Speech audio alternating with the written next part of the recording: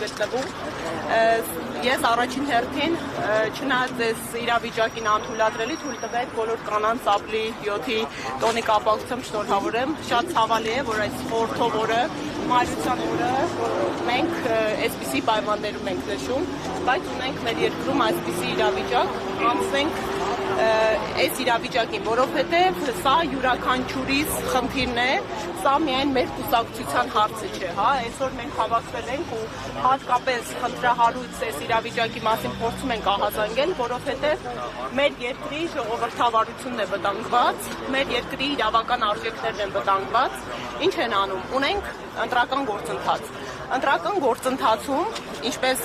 գործընկերը մեր նշեց, կա Վենետիկի հանձնաժողովի ընտրական պրոցեսների լավագույն վարքագծի կանոնակարգ, կա միջազգային նորմատիվ կանոնակարգ ու պրակտիկա, կա ներպետական սահմանադրաիրավական կարգավորումներ եւ ընտրական օրենսգրքի սահմանադրական օրենքի սկզբունքներ։ Սկզբունքներից կենտրոնականը հավասարության սկզբունքն է, այսինքն պետք է ընտրական գործընթացում երաշխավորվի դրան մասնակցող բոլոր քաղաքական ուժերի հավասարությունը։ Եվ ինչ են անում, նախագիծ են բերում հերթական անգամ ընդամենը մեկ օր առաջ երեք տեղադրել են կայքեջու պաշտոնական նախագիծը ընտրական օրենսգիր սահմանադրական օրենքում փոփոխություններ լրացումներ կատարելու նախագծում տեխնիկական մի քանի փոփոխություն են անում, որոնցից առանցքային այն է, որ թույլ չեն տալիս դաշինքների կոնկրետ անվանում կիրառելը, թեկնած այս դեպքում այս կարգավորումը բաց այդ կերպով մեր քաղաքական ուժին է ուղղված, որովհետև մարտի 31-ին մենք հրաբարակային կերպով կնքեցինք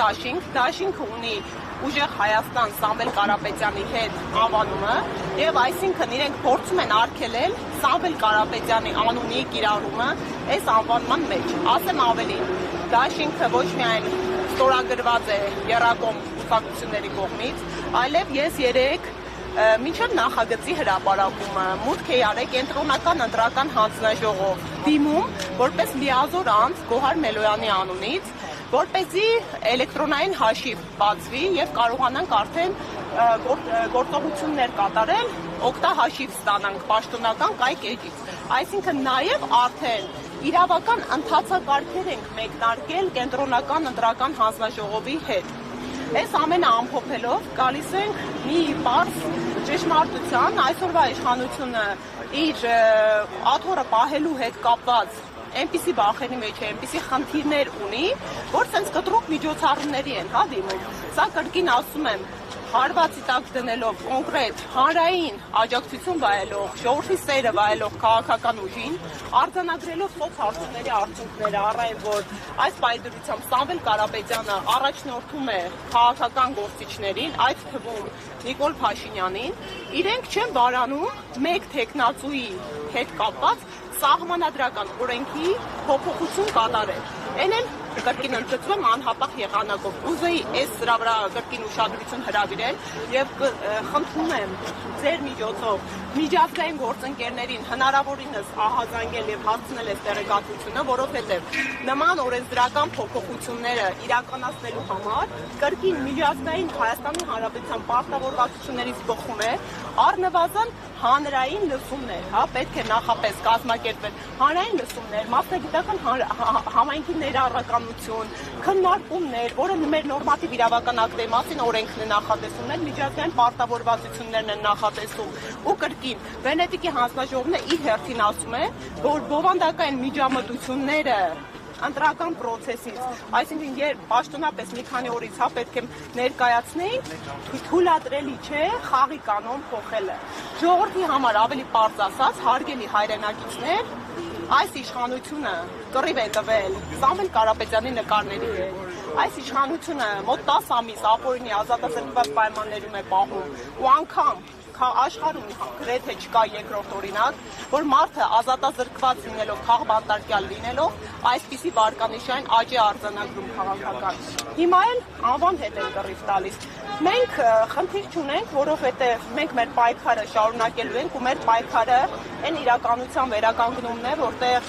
մարդու իրավունքները այսպես կողքորեն չի խախտում բացառապես քաղաքական նպատակահարմարությունից ելնելով, որտեղ իրավունքը գերակայում է եւ սահմանադրաիրավական նորմերը գործում են երկրի իրավական պետության ու ժողովրդավարության տրամաբանությամբ ոչ թե մեկ քաղաքական ուժին սպասարկելու նպատակով։ Ունեք պլանվե, քանի որ այսօր նախաձեռնությունը դեպքում այլևս այդ անվանումը չեք կարող մասնակցել ընտրություններին։ Դաշտի անվանումը փոփոխություն կամ այլ